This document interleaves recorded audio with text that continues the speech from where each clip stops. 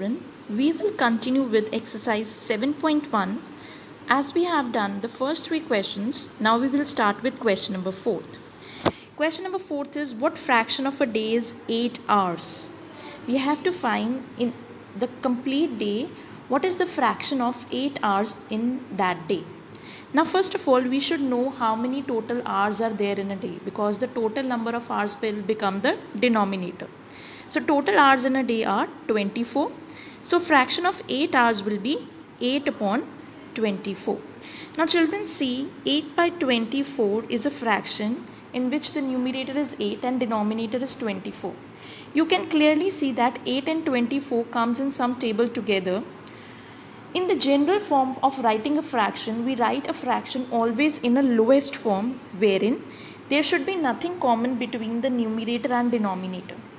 As 8 and 24 comes in the table of 3 together, so I can cancel them with the table of 8 together. I can cancel with the table of 8. 8 ones are and 8 threes are. So answer becomes 1 by 3. But at the back, your answer may be given as 8 upon 24. That is also correct, because still now you have not studied about what is the lowest form of fraction. So yes, you can write the answer as 1 by 3 also. The next is question number 5. What fraction of an hour is 40 minutes?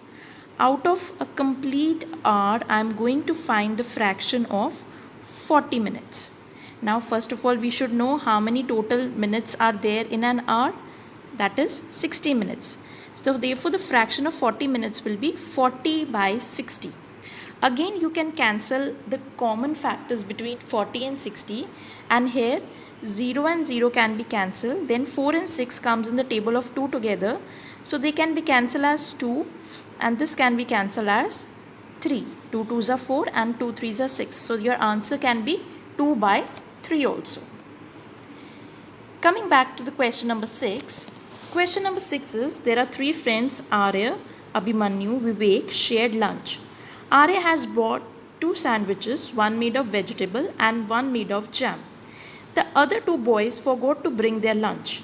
Arya agreed to share his sandwiches so that each person will have an equal share of each sandwich. How can Arya divide his sandwich so that each person has an equal share? Now look children, if you are having 2 sandwiches, suppose there are 2 sandwiches with you, one made of vegetable and one made of jam. There are 3 boys. They are asking, how can Arya divide his sandwich so that each person has an equal share?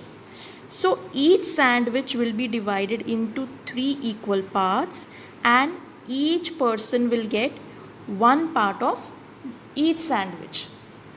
So Arya will divide each sandwich into 3 parts, 3 equal parts, and give one part of each sandwich to each of them. Secondly, they are asking, what part of a sandwich? Out of one sandwich, what part of sandwich will each boy receive? So here we have seen that each boy will receive 1 by 3 of one sandwich. Next question is question number 7. Kanchan dyes dresses. She had dyed 30 dresses. She has so far finished 20 dresses. What fraction of dresses has she finished? I repeat, Kanchan dyes dresses. She had to dye 30 dresses. In all, she has to dye 30 dresses. So total number is 30 over here. So I hope you understand now 30 will become the denominator. She has so far finished 20 dresses. What fraction of dresses has she finished? So we will write the total dresses first, then dresses she has dyed or dresses she has finished, 20. So the fraction becomes 20, whatever work has done by her, and the total work with her, that is 30.